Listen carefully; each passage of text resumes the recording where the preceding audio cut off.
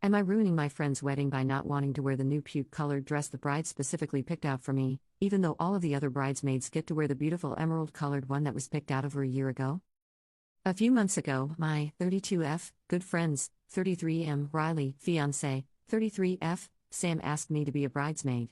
The bride-to-be and I have always been friendly but not very close. She never seemed very interested in getting to know our friend group despite repeated attempts, so I was pretty surprised when she asked me. Still, I agreed. The wedding is coming up in a few weeks, and while I'm more than happy to take part, I've been having some issues with the dress situation. The bridesmaid dress was picked out last year and the fittings were officially finished last month. Sam paid for everything. The plan was for all bridesmaids to wear the same exact dress. She really stressed that she wanted all of us to look identical. But, during brunch 2 weeks ago, she told me that I'll need to wear a different dress. Apparently, she decided that all of the bridesmaids should have a different look instead of looking identical. I thought it was a bit weird to change something like this so late in the game, but didn't really think much else of it. We agreed to a date/time for my fitting, and continued with brunch. Fast forward to the day of my fitting last week. The new dress was unexpected. While the old dress was a cuffed-off-the-shoulder emerald green dress with a high slit and was fairly form-fitting, this new dress was giving elevated muumuu. It was shapeless and long-sleeved, and was what I can only call vomit green. Regardless, I agreed to wear the dress, thinking at least the other bridesmaids would join me in my suffering. 2 days ago, during dinner with one of the bridesmaids, I asked if she's already seen her new dress. She looked confused, and asked me what I was talking about. I reiterated what Sam said during brunch, and she looked even more confused, and told me that she hasn't heard anything about getting a new dress. This is when a few alarm bells started going off. Later that night, I texted all of the other bridesmaids asking if they'd been told anything about getting new dresses, and they all said no. I once again reiterated what Sam told me during brunch, and they agreed that the situation was starting to look a bit sus. One of them suggested that it may just be a misunderstanding. I didn't understand how it could be a misunderstanding, but decided to speak with Sam again anyways. I called Sam yesterday, and after some generic chit-chat, I asked her why she hasn't told any of the other bridesmaids that they're getting new dresses. Long silence. So much so that I thought the call disconnected.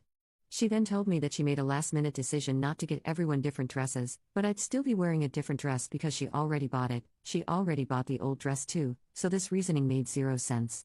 I tried to reason with her by mentioning how strange it would look for one bridesmaids to look completely different from the others, and would draw unnecessary attention, but she said she didn't mind.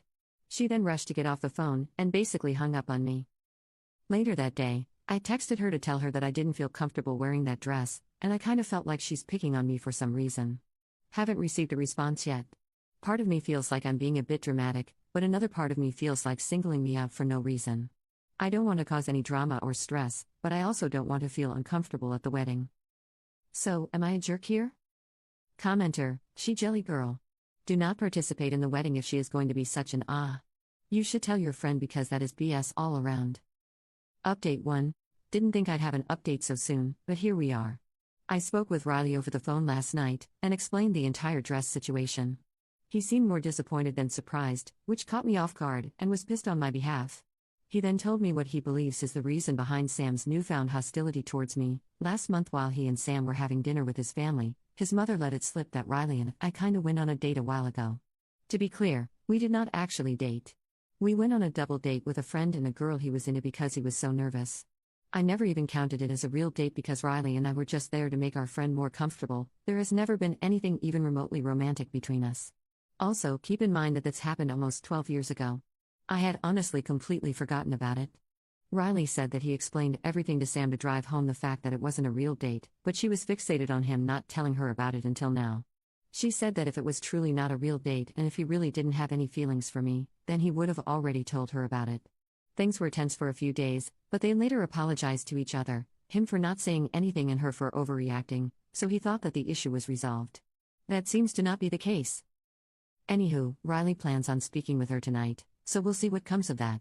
Regardless, I don't think it makes sense for me to continue to be a bridesmaid, even if I'm allowed to wear the original dress. Hoping everything works out. Commenter, wow. That is super unhinged. It's a huge red flag. I agree that you probably should step out of the wedding party. Commenter 2. Well, it seems he has bigger issues to resolve now than handling the dress situation. He's marrying the mental one. That girl is unhinged, getting mad at something that wasn't even a date that happened 12 years ago. I would say, if this wedding happens, just go as a guest. Update 2. I have another quick update. Things don't seem to be going well. This afternoon, Riley asked me if he could stay at my place for a few days, until he has to travel for work later this week. Of course I said yes, but asked why he wants to stay with me. He literally lives 30 minutes away. He said that he doesn't want to talk about it right now, so I backed off. He's currently holed up in one of my guest rooms, and hasn't come out in hours. I am worried. Commenter, he's seeing his GF for who she really is. Also, have you considered that Riley may have always had feelings for you, and that's what's making her so mad? I'm sure someone already mentioned this in the comments on the other update, but I am playing catch up. Commenter 2, this is a Sam problem. Not a you problem. Riley should know who he is marrying. Some people are just jealous of everything. But you occupy a lot of rent-free space in Sam's mind. Because she is a jellyfish. Update 3. This afternoon, while Riley and I were at work, I received a call from the security desk of my residential community. Someone was there, claiming that they're my guest, but they didn't have a code and their name wasn't on the visitors list. It was Sam. I told security to deny her entry, which they did. Not even a minute later, Sam called me, but I didn't pick up. She called me thrice before I put my phone on Do Not Disturb, and then 4 more times after I did. She then sent a text saying you were causing misunderstandings. You need to send him back today. I'm home, but Riley is still at work. Haven't told him anything yet, don't want to stress him out while he's working, but will after he returns to my place. Also, haven't tried to contact Sam, and I don't plan on doing so anytime soon. Really don't foresee any convos between us going well right now. Random kind of funny thing to note, since yesterday, Sam has been removing me from the bridesmaid group chat, but the other bridesmaids keep re-adding me after noticing that I'm missing. This has happened 5 times. Commenter, how is Up causing misunderstandings? Sam has done all of this on her own. All the Up did was ask the bridesmaids if their dresses changed and informed the groom. Seriously, what the fudge did she think was going to happen when his close friend walked down the aisle in that monstrosity and no one else did? He'd have known what was happening and why, and he'd have been pissed. Update 4. Last night, after Riley returned to my place after work, I told him everything regarding Sam trying to come to my house, and showed him the text message and missed calls. He was pissed. I have never seen him so angry in all my years knowing him. He was completely silent but looked like he was 2 seconds from setting someone on fire. After letting him cool down for a bit, I asked him if he wanted to talk. He did. He told me that they always seem to argue about the same things. Then, she'd pretend to understand and be all right with everything only to bring it up again in the future. A few examples of the main things she'd say/bring up. Our friend group is toxic and too close. Riley should be thankful to her for keeping his drug habit a secret. A while ago, he mentioned to her that he smoked weed multiple times in uni. He's too secretive about work, and I know more about his job than she does. We're both feds who work in Intel, and our offices sometimes liaise with each other. He spends too much time with his family. He'd suggested couples counseling a few times, but she kept on refusing. They'd been doing pretty well for the past year or so and didn't argue much anymore, so he stopped grinding it up. Apparently, the absolute last straw happened the day he asked me to stay at my place. During the argument with Sam that led to this, initially regarding the dress debacle but snowballing into other topics, in addition to trying to get him to cut me out of his life, she also called me the N-word. I'm black BTW and Riley and Sam are white. According to Riley, that's when he knew that he was 100% done. Before he left, he told Sam that their relationship's over. Since then, she's been blowing up his phone, but he said he hasn't read any of her messages or answered her calls. She also sent him emails, which he has also ignored. He's going to tell his family and our friend group before he leaves for his work trip this week. I encouraged him to consider doing so sooner rather than later before Sam has a chance to try to stir things up. Also, when he returns from the trip, he plans on going back to his place to get his ring back from Sam, and tell her that she needs to find a new place to live. The house is his. We spent the rest of the night, and part of the early morning, eating leftovers and cookie dough, working our way through some Moscow mules, and watching Monty Python. It'll take some time, but I know he's going to be fine. Thank you, my dearest potatoes, for all of your insight, advice, and kind words. Love this community. Update 5. Hello, my potato peeps, it's been a hot minute. I'll dive right in. Apologies if this is scatterbrained. I've been stuck at an airport for 35 hours and haven't slept at all. I was able to convince Riley to tell his immediate family and our core friend group about the Sam situation before his work trip, as opposed to after. Specifically, he told them that he and Sam are broken up and there won't be a wedding, that they broke up on bad terms, and that everyone should take anything Sam may tell them with a grain of salt.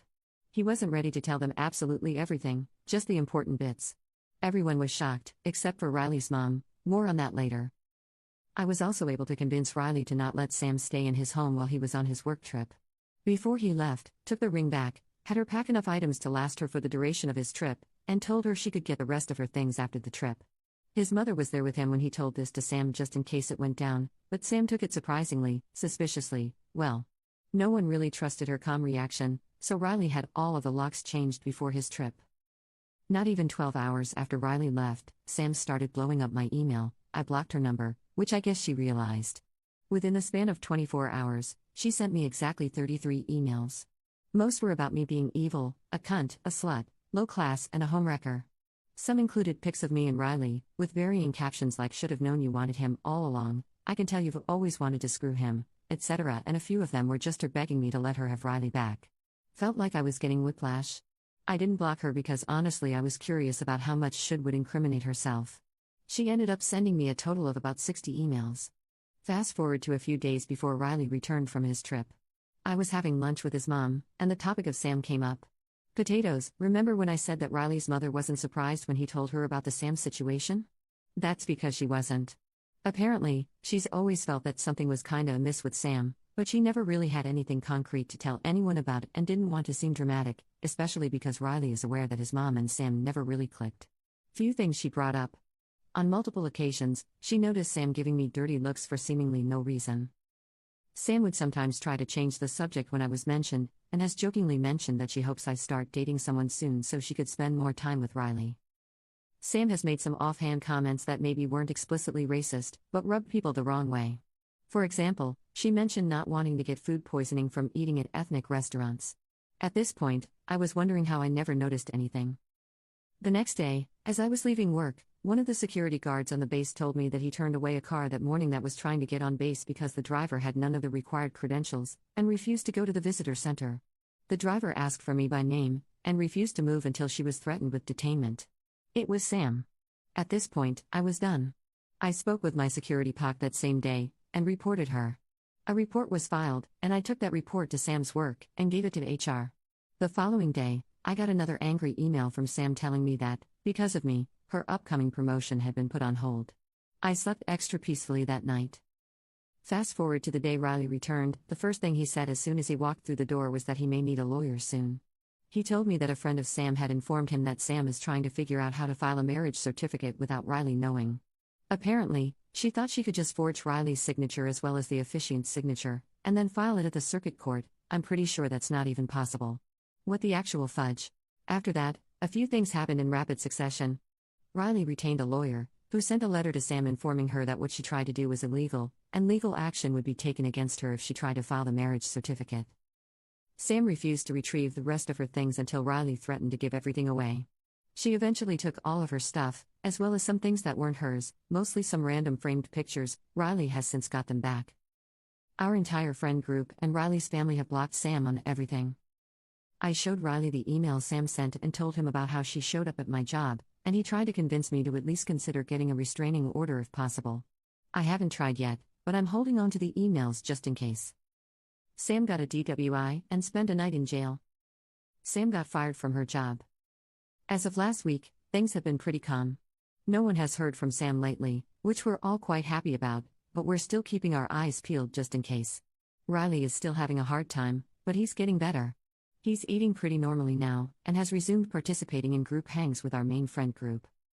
Looking forward to the day Sam is a distant memory.